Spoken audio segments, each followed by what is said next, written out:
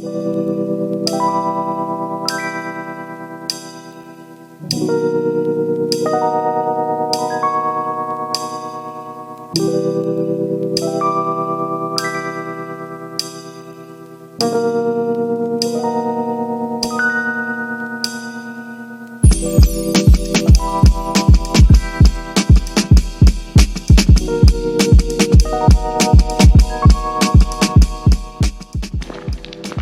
here we have our military MRZR. Pretty much one of the only civilians that owns one.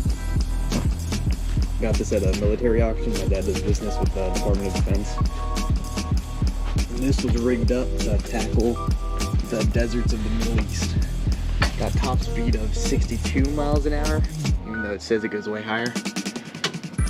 Got lights, four-wheel drive, rear wheels, got a winch on the front, also blackout mode, and for infrared also, which they've taken all of that off. It's got a full roll cage that goes around, as well as full harnesses, one for everyone. So this thing is as smooth as butter when you drive it. It also comes fully equipped with fog shocks. I don't know if you can see that.